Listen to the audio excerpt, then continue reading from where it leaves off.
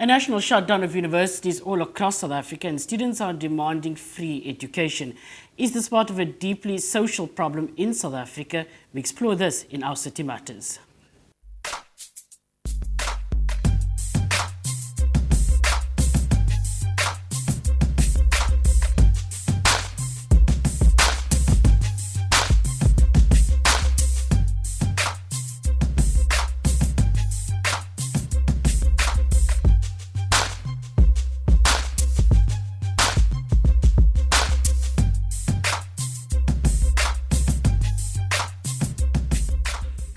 Welcome back to Our City Matters. My name is Tashiri Trubadi. A pleasure being in your company once again this evening. We're talking about a very important matter. It, of course, has got into the spotlight of the past month or so, and it is the shutdown of universities, the call for free education in this country, particularly higher education, and we, of course, we saw this matter spread from campus to campus. And for us to have this conversation and to unpack just what happened in South Africa in the last month, we are now joined by Graham Block. He is an education analyst. He also serves on the council at UCT. Graham, thank you so much for your time. Also in studio from the National Student Financial Aid Scheme, or NSFAS as they often are referred to as, we have Kagiso Mamabola. Thank you so much for your time, sir. Before we get into the intricacies of financial aid and free education and so on, can I just put it into perspective? What have we been seeing in South Africa in the last month? I think we've been seeing students and youth very angry and very concerned about the poor.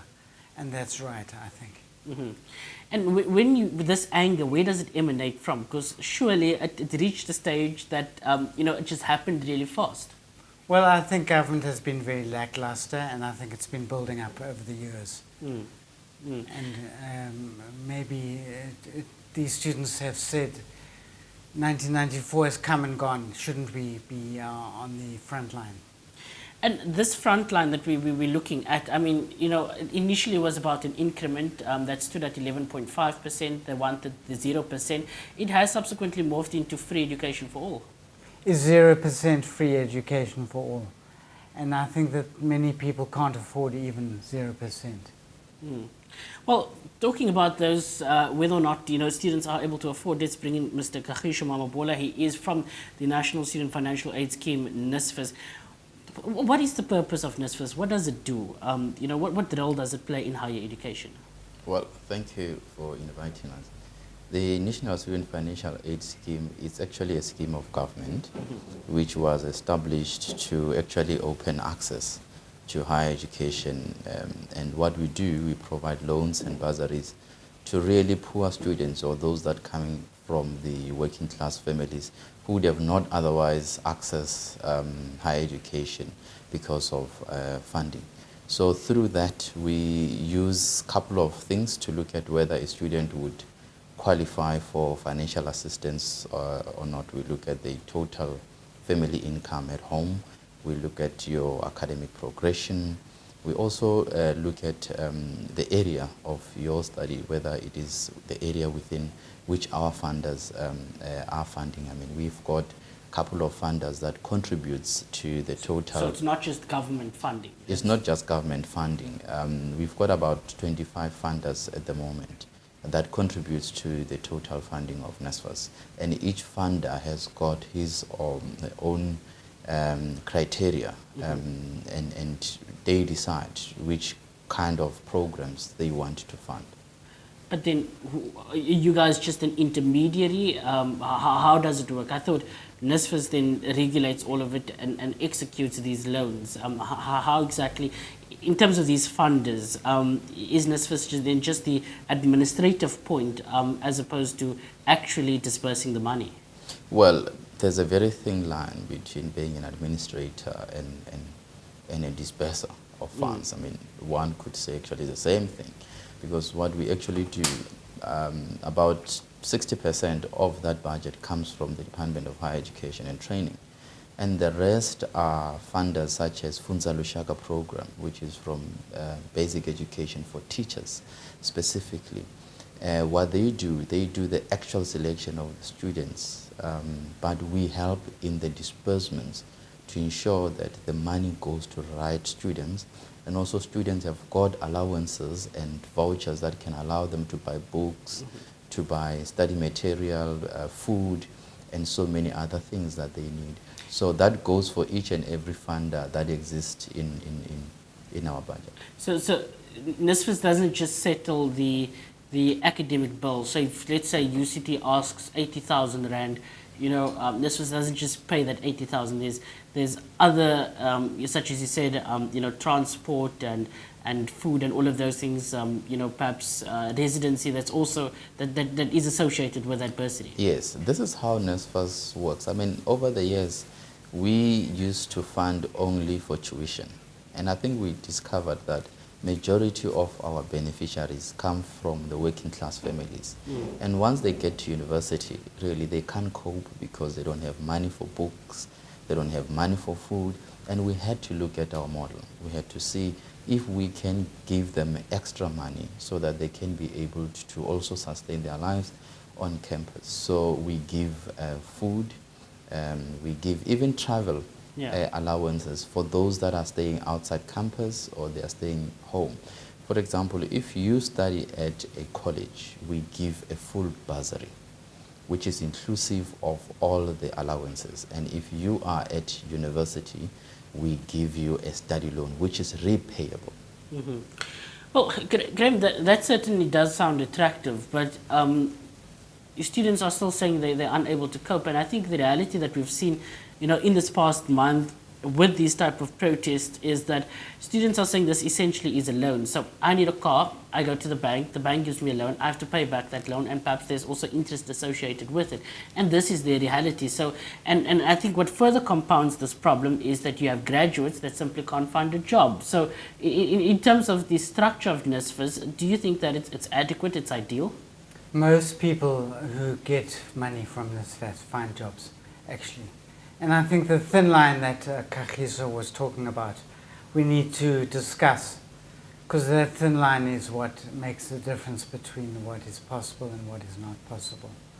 So I think that universities need to be sustainable and they need to get their monies right. That issue of sustainability, because NSFAS and the Department of Higher Education, Kagiso, has always raised the concern about students not paying back. While Graham says that they are likely mostly eligible to get that job, many of them say they just simply can't get a job, and they have this debt, they have this burden over them going into the working environment, and they just simply can't deal with it. So in terms of the monies that is expected to pay back, what are the trends that you've been picking up? Okay.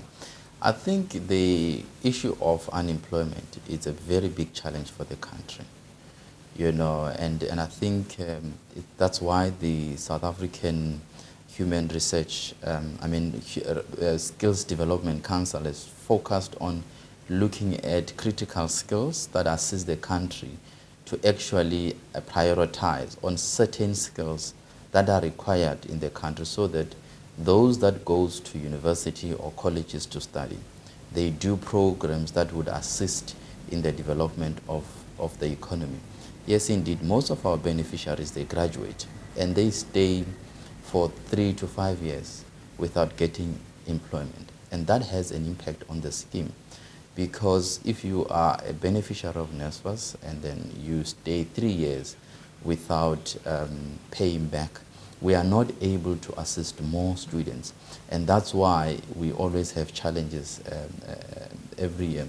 What we have done as the National Student Financial Aid Scheme is to introduce repayments options that are actually affordable for most of our beneficiaries. What do they look like? We actually start payment as soon as you earn a salary of 30,000 a year.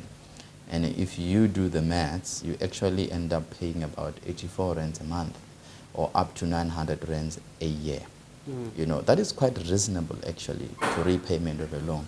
And we charge interest rate only 12 months after you graduate, or you dropped out from university. So if you are still studying, even if you have your first qualification and you are continuing with your second qualification, we would not charge interest rate. And that interest rate, it's 80% of your of the repo rate, and is determined annually. I think it's about 6.4. And I understand also that some of the loans that are given to these students are then converted into bursaries should they be academically successful. Is that indeed the case? Yes. In fact, what has happened was that as part of introducing free education, Graham, and I'm sure you would agree with me, NSFAS had changed its policies. Instead of students paying back 100% of their loan, if they do well, only 40% of that loan is converted into a bursary for your first year. That continues for your second year. And then if you do well for these 2 years and actually excel for the third year, 100% of your final year becomes a bursary. So you only have first year and second year to repay back, and the rest of that you don't have to pay back. Right. Graham, in terms of that, the structure of NSFAS, I mean, part of this entire crisis that we're sitting with at the moment is that they become, one of those agencies, government agencies, where fingers are being pointed at. Do you think that NSFAS is able to widen its scope in terms of dealing with this matter or the demands of the students? Let me say firstly that unemployment is a huge problem. But I think that if you get into university and you get an NSFAS loan, you've got a chance. So, I mean, I think the structure could broaden of NSFAS, but maybe it can't solve all the problems. But these problems that we're talking about, I mean, the demand for free education, how feasible is that? It's feasible. I think government has to find the money. And I think students have taken off from one thing to another, and I think that's right. So I think that it's feasible, but I think that government has to find the money. They have to find the money. Does government have the money, Kagiso? Well, government funds most of our students, and we believe that over the next 3 years, they would be able to increase. In fact, the Minister of Finance had said in his budget speech early this year that over the next 3-year period, NSFAS budget will increase. And also the Department of Higher Education submitted a budget, to the Treasury for the over 3 years to say this is how much we need in order to fully fund the students that require financial aid. So it's not a yes? Well, it's not up to NSFAS to say government will fund. We get money from our funders, so it depends on the priorities of government. So is NSFAS open to more funders, more donors? So if I am, let's say I am Patrice Motsepe and I have quite a bit of money and I want to say, like, I'm going to give 10% of my estate to NSFAS, so would NSFAS be welcoming of such Yes, in fact, that is part of our strategic plan, to make sure that we attract individuals that are able to contribute, or private sector that is able to contribute to our funding. Right, so there we go. You can contribute to NSFAS, and often this debate has been spiraled in a way that has and is dealing with this the question about whether or not education can be free in South Africa. And I want to go deeper into that when we do return from the break. Of course, you're watching Our City Matters. My name is Tashirik Trubade. We have Graham Block in studio with us. He is an education analyst. He also sits on the council at UCT. And Kagiso Mamabola, he is from the National Students Financial Aid Scheme. Do stay with us.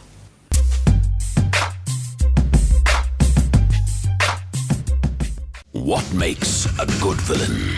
Or should I say, what makes a villain any good? Is it a certain je ne sais quoi? Oh my. A sense of style? Wow. A way of doing things or getting things done? Is it in your commanding tone? How about your super cool gadgets? Or your super cool hideaway? A femme fatale is pretty much mandatory. Hi there. Just like your trusty sidekick, always there to make sure you don't miss a thing. Hi. So go on, let's hear it for the bad guy, just this once. Because let's face it, the good would be rather sad without a little bit of bad.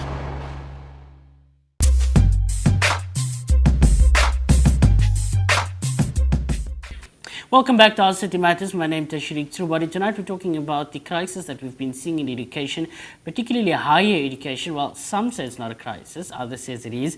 But for tonight's edition of Our City Matters, we're taking a look at the possibility of free education, how financial aid works in this country. And of course, we have the National Students Aid Financial Scheme in studio with us. We have Kagiso Mamapola. He is the spokesperson for NSFAS. Also, we have an education analyst, and also sitting on the UCT Council is Graham Block. Graham, this demand for free education, I just want to come back to it because the government would argue that, the fiscus just simply won't allow for it. We need to build houses, we need to have healthcare. There's this elaborate plan for NHI, National Health Insurance Scheme. So we need the billions to go there as well. But when we take a look at the conundrum that the ANC government is in at the moment, of course, the ANC as a party says we want free education. It remains committed to free education, even if it be at higher or tertiary level. But translating that into actual government program and government policy, what type of reprioritization is needed to ensure that we have free education? And the world is in a crisis. So we've got problems. And I think government needs to say to students if they have problems, we're not going to do it, or we are going to do it. And they need to discuss with students. But when I try to understand the demand by these students, I mean, some of the universities, as we speak, remain, or at least there is this voice for, campuses to remain shut because they want free education and they want it now. They've been waiting for 21 years and now is the time that they will simply demand it. Is government able to be responsive to this? I don't think immediately. I think maybe in the long term, but not immediately.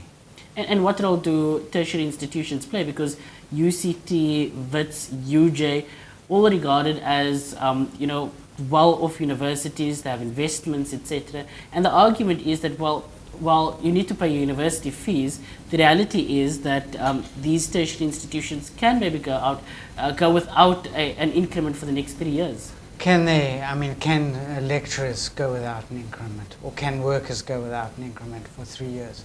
That's the question that needs to be asked. So I think it's a thin line, as Kagiso has said. Kagiso, in dealing with this demand for free education, I mean, NSFAS name again coming in there saying that you guys should be doing much more. How much more is there that you are able to do? I think first of all we need to acknowledge that NSFAS has made a tremendous contribution in educating a young black adolescent in the country. I mean, we started way back with about 3,000 students, and now we have educated over 1.6 million students in the country, and our budget has come up to 50 billion over all these 24 years that we have been existing. And in the last 3 years, our budget moved from 3.2 billion to 9.5 billion. It's not a drop in the ocean. And still, the demand is still, high. We want to make sure that we work with each and everyone who can be able to do this. And we must appreciate the work that universities are doing, on top of what NSFAS is giving to a university. Universities such as UCT and many others have their own contribution that top up to NSFAS. If, for example, we give 200 million to a university, that particular university will also give the same 200 million. And these are the things that are not out there in the public. And before we actually start attacking even institution, we need to appreciate the role which they play. Well, the reality is that while people may not know that information, or even if they do know that information, there is this level of frustration. I mean, students feel that 21 years in, things it's not working for them. They're frustrated. It may be much bigger than NSFAS, or even the government. But surely, there ought to be something that could be done, at least from NSFAS or from the department. Well, the problem is much bigger than NSFAS. And you're quite right.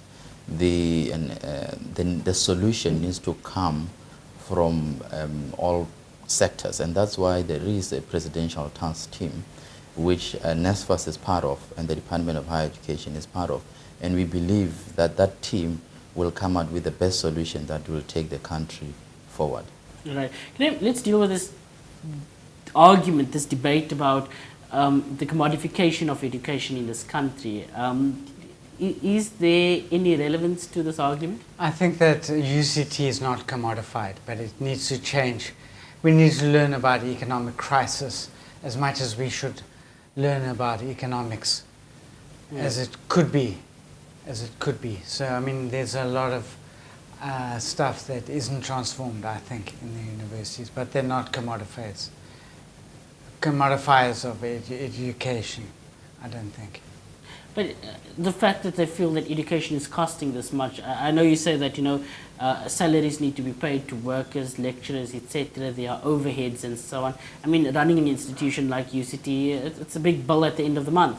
But students still feel that they have to cough up thousands of rands, which they simply can't. No, they need to ask where that money is going to come from. And is it going to come from health, as you said, or from basic education, or where is it or government needs to pay for the universities, I think. And the argument for free education, because I mean it hasn't been entirely properly defined, because who then is eligible for free education? Because a sizable portion, I would assume, and I speak here with no facts or anything, and if you could correct me, I would appreciate that, but a sizable portion of people that go to these tertiary institutions may be able to afford it. So when we say free education, has it been defined properly? Some can afford it, some are not getting into universities, some only want to go to universities and not to technical colleges or any of the other community colleges or any of the other things in the white paper. So it hasn't been defined properly, I think. And in terms of that definition, when we speak about free education, do you think that there should be clear criteria for who ought to apply for free education? I think that some of them, that NSFAS has said, some of them on the special criterion and contributing to development in the country. Kagiso, going forward on this matter, I mean, there are still some great concerns about how all of this is going to end. I mean, we have the 0% increment that has now been effected after President Jacob Zuma, of course, stepped in. But, what happens 3 years from now when there is perhaps another call for an increment, when there is rising costs, etc.? Are you confident that you form part of this task team of the President, that the task team will be able to come up with viable solutions that will meet the demands of the students, albeit also ensure that government's priorities remain intact? Look, at the moment, because of these protests, we have received a number of calls from individuals who want to pledge and make a contribution to us, because this protest also gave us an opportunity to actually explain what we do, and people now understand what is the role of NSFAS. But also we put in strategies to recover the money. We've got 2 service providers, one focusing on private sector funding and others focusing only on public sector. And we have tracked over 400,000 of our beneficiaries that are working and are able to pay back. Currently in our loan book, if you look at the last financial year that ended in March 2015, we've got about 6 billion that is owed to us. If we are able to recover that, we will be able to put it forward and assist more students.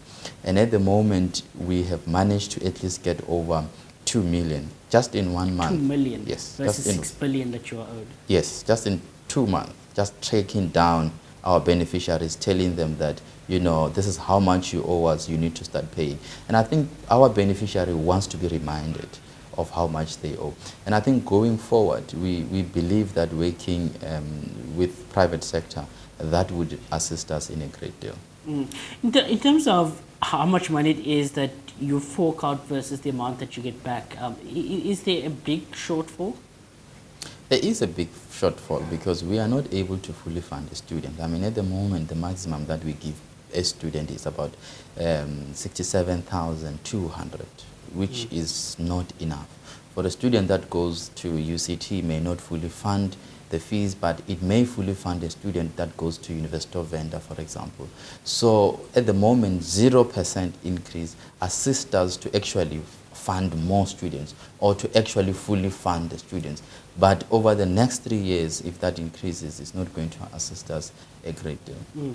Karim, how do we go forward from here? I mean, what do you expect of this task team of the president? I think students have got to write the exams.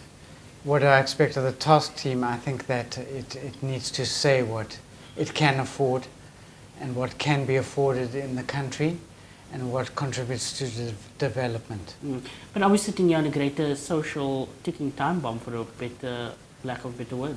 I think it's a ticking time bomb, and we need to deal with the economics and not the educational outcomes of it. Well, in terms of that, you know, this is certainly something that confounds UCT, WITS, UJ, every other university that we've seen these protests happening at the moment. How do we react to this crisis, all while knowing that, you know, we have an exam to write, we have to see to it that we get ready for the next semester, that type of thing. How should management go forward on this? I think management needs to understand students, and students need to understand they're not going to get all their demands all at once. And do you believe that there is then legitimacy in what they're demanding, but they should be more nuanced in what they're asking for? They should be more nuanced, I think. All right. Kgisho, you have a very difficult job. Your department, your agency has a very difficult job. I mean, on the one hand, you have to retrieve something like more than 5 billion rand now, and of course continue funding. But I just want to quickly touch on the fact that you say this crisis has at least brought more people, more donors forward. You know, what are they saying? Do you get the feeling that there is a sense of responsibility now by the private sector to contribute towards NSFAS? Yes, they are saying actually what are the options that are available for me as an individual to contribute, you know, what will I get in return as well? There are those companies that are actually looking for something in return, and we are saying that we can actually work together because we have had private sector in the past working with us. But also we are bringing in SRC on board. Student leadership, they have a role to play in all this, and we are doing workshops throughout the country to ensure that they understand their role and they are part of finding a common solution. Graham? We need to contribute. I think that business could contribute more, but I think that it's not enough. So private sector certainly has a better... When Blade Nzimande, the higher education minister, says that we can afford education and the money lies in the private sector. As long as it's not blaming people, private sector or vice chancellors, I would say that there is more money, but it's not enough. I think government has got to come forward with some, at least. Is this a political approach that is needed? I think it's too political, maybe, and the blame game doesn't help. Okay. Kgisho, on the way forward, you say that there are these workshops taking place. What can we expect at those workshops? Well, we have already done the same workshops to all SRC leaders at TVET colleges, and these ones are only for universities. I think it is going to be very robust, and we will take every input that comes out of it. But at the end of the day, it's for them to understand the limitations that we have, our limited budget, and also the role that they have to play in ensuring that we actually raise more money together. All right. Kgisho Mawabola, thank you so much for your time, sir. Kgisho is from the National Student Financial Aid Scheme, NSFAS, as they are referred to as. Graham Block is an education analyst, as well as he sits on the council at the University of Cape Town. That's our discussion for this evening on Our City Matters. We're taking a look at the higher education system, whether it's in crisis, and of course this debate and this discussion is born out of the student protests that we've been seeing in the last month, that there was a national shutdown of universities, be it in the Western Cape, in Pretoria, in Johannesburg, all across the country. And the demand was clear, you know, the 0% increment, as well as that demand now having morphed into education, of course, free for all. And so we'll find out how things go. Let's hope by then NSFAS hasn't fallen. Thank you so much for joining us on this evening's edition of Our City Matters. You go well.